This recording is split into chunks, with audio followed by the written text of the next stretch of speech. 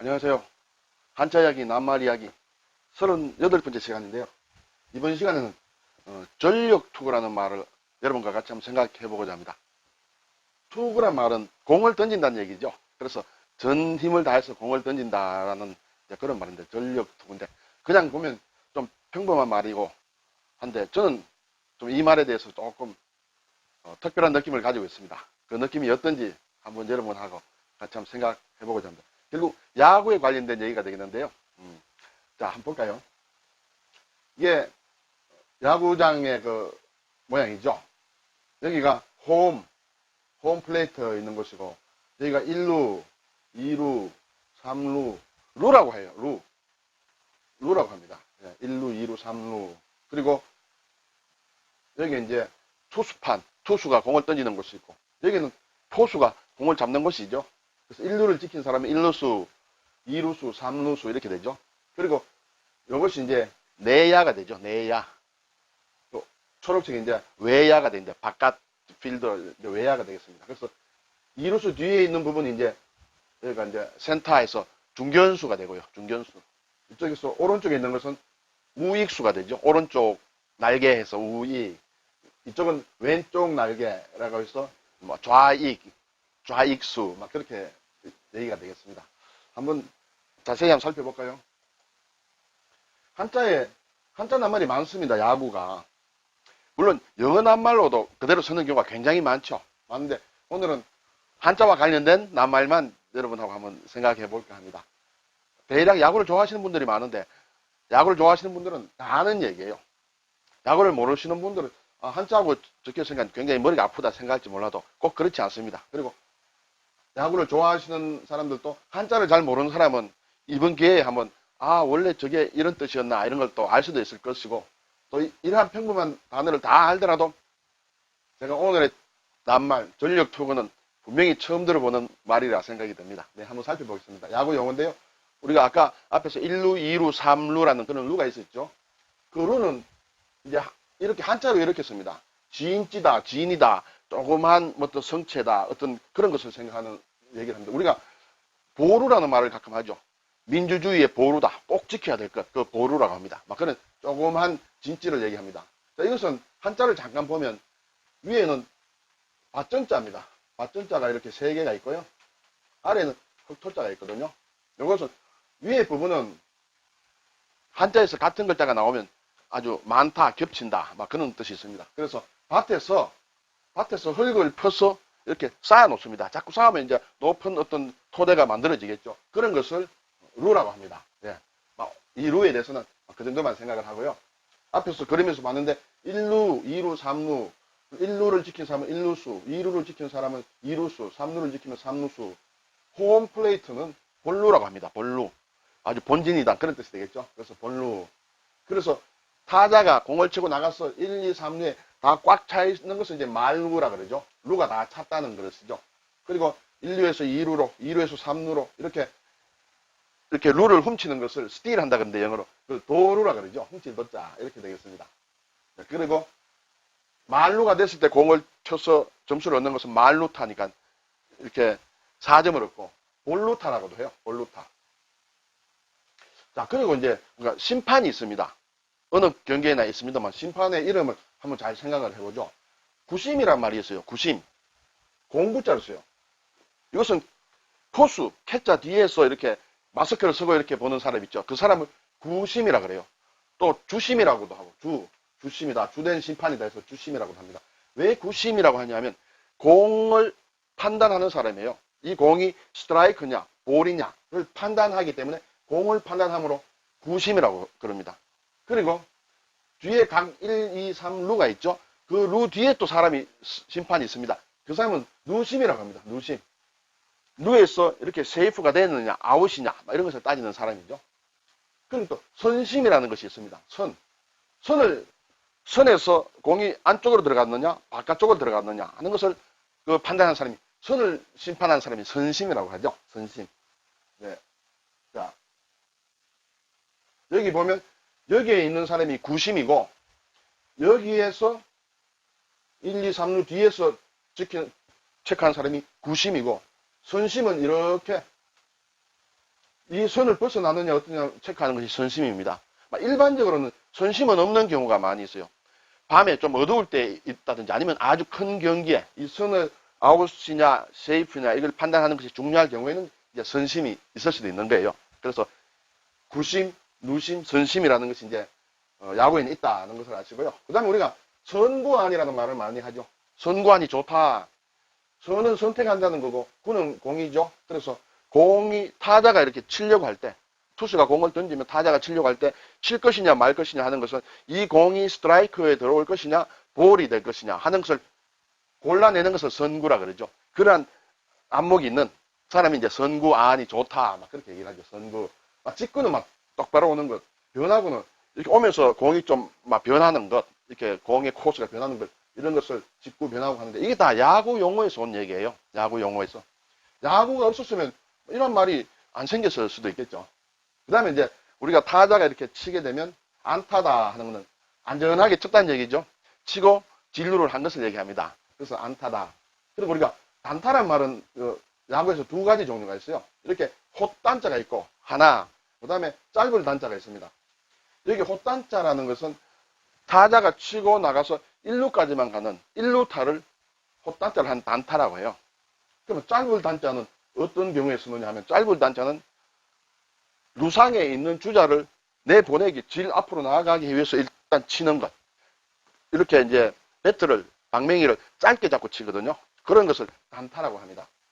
장타는 물론 2루타 이상을 치는 것을 장타라고 하죠. 예, 볼루타는 이제 홈런을 얘기를 하죠. 볼루까지 돌아오도록 친 타구다 해서 볼루타라고 하고, 맹타라는 것은 아주 그날 잘 친 것을 얘기해요. 보통 막 하루에 3타 이상 친 것을 5타수 3안타든지 안타를 3개 이상 정도 쳤다든지 그런 것을 맹타라고 하고, 또는 계속 점수를 내도록 이렇게 치는 안타들을 맹타라고도 해요. 맹타를 휘둘렀다 이렇게 얘기하죠. 그런데 어쩐지 그날은 이게 타자들이 공을 잘 못 쳐. 그러면 빈타라 그래요. 가난하다. 아주 빈타에 허덕였다. 그런 얘기를 하죠. 그 다음에 범타로 끝났다는 건 범타. 범타로 끝났다는 것은 이렇게 쳐서 곧 수비한테 잡혀서 이제 죽는 것을 얘기하는데, 평범한 타구라, 평범한 그 타격이라는 것이에요. 아주 평범하다. 특별하지 않다. 그래서 범타로 끝났습니다. 그렇게 얘기를 하죠. 그 다음에 범실이라는 것도 있어요. 실은 실수를 얘기하거든요. 범실 하면 평범한 것을 실수를 해버렸어. 어려운 것은 실수할 수 있지만은 평범하게 이렇게 잡을 수 있는 것도 놓친 것, 그런 것을 이제 범실이라고 합니다. 그리고 여기 적진 않았습니다만 삼진이라는 것이 있죠. 삼진은 석삼자에 이렇게, 이것은 이제 떨친다라는 그런 것인데 3번을 휘둘렀다는 얘기예요. 그것도 뻥으로 3번을 휘두르면 아웃이 되겠죠. 스트라이크 3개면 아웃이니까 그것을 삼진이라고 해서, 진은 휘둘렀다는 뜻이에요. 삼진 먹었다. 그러면 그 타자는 아웃이 되겠죠. 조금 어려운 말로 이제 병살이라는 것이 있어요. 병살. 한번 쳤는데 2사람이 죽었어. 그것은 아울러 죽었다. 병살타는 내가 쳤는데 나도 죽고 딴 사람도 죽고, 또는 나는 살았지만 다른 두 선수가 죽는다든지 아웃된다든지 하는 것을 병살이라고 합니다. 협살은 이렇게 가운데 끼어서 죽는 것. 쳤는데 누상에 있는 주자가 오도 가도 못하고 하는 가운데서 이렇게 양쪽에서 이렇게 가서 이렇게 태그를 해서 죽는 그런 것을 협살이라고 하죠. 그리고 우리가 등판이다, 강판이다 이런 얘기를 좀 하죠. 자, 투수가 올라가는 것을 등판이라고 합니다. 마운드에 올라가는 것을 등판이라고 하죠. 근데 잘 못 던져가 마운드에서 내려오는 것을 강판이라고 합니다. 저 투수 오늘 강판 당했군요. 오늘 많이 맞았어. 안타를 많이 맞아서 강판 됐다. 강은 내려온다는 뜻이죠. 승강기 할 때 내려온다는 뜻입니다. 등은 올라간다는 얘기예요. 마운드에 올라갔다. 그러면 마운드에 올라가는 것을 왜 판이라는 것을 쓰느냐 하면,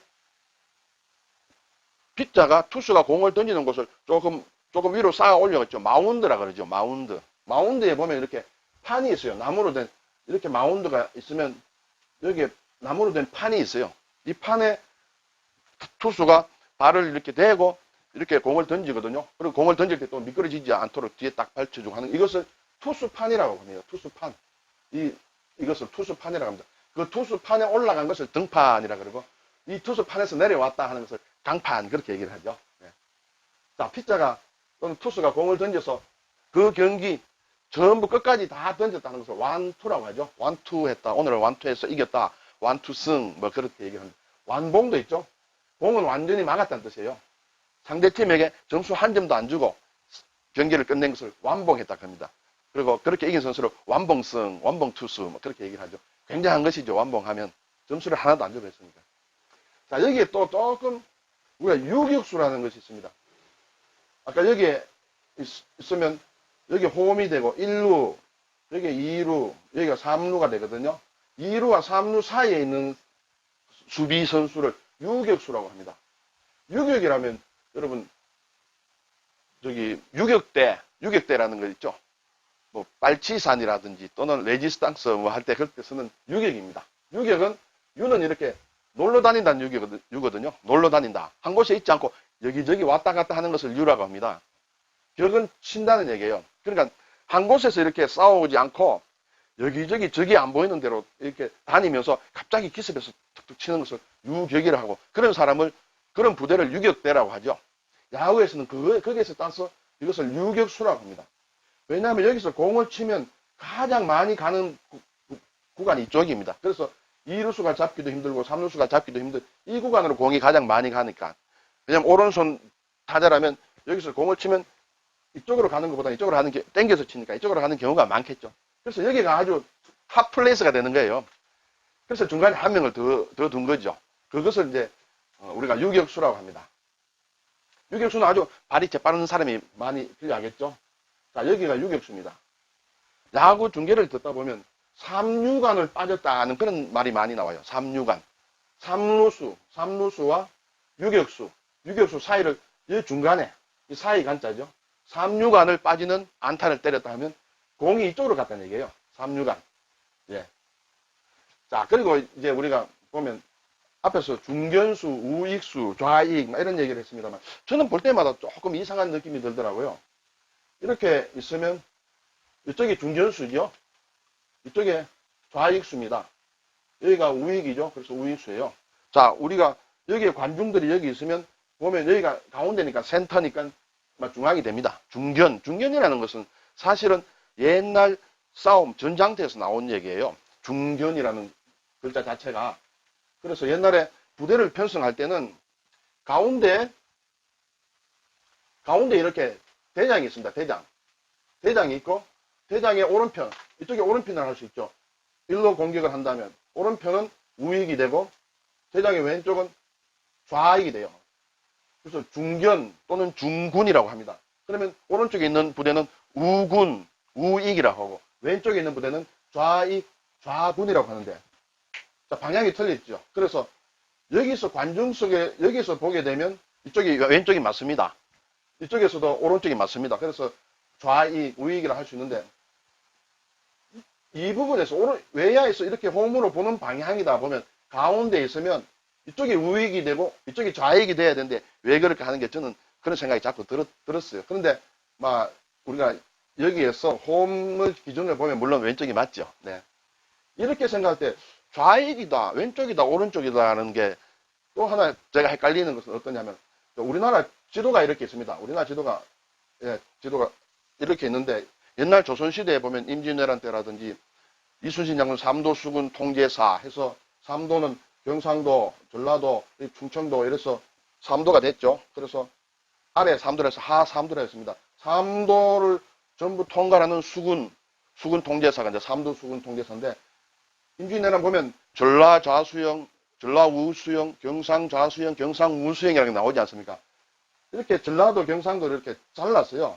반반 잘라서 이게 부대를 각각 준 거예요. 그러면 우리가 여기는 경상도니까 경상도 오른쪽이니까 경상 우수영이 되고 이쪽은 좌가 되고 또 전라 우수영이 되고 전라 좌수영이 되는데 실제로 책을 보면 반대로 방향이 바뀌죠. 임금이 있는 서울에서 보게 되면 이쪽이 오른쪽이 되죠. 우가 되고 이쪽이 좌가 됩니다.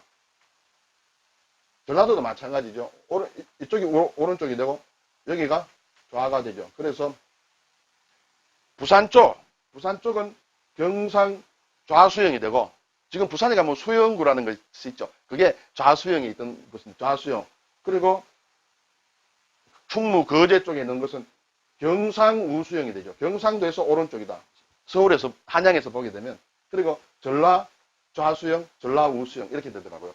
그래서 야구 볼 때 중견수, 유익수, 삼도 수군 통제사 볼 때 좌수형, 우수형 조금 헷갈리는 경우가 있었어요. 여러분은 어떠신지 모르겠네요.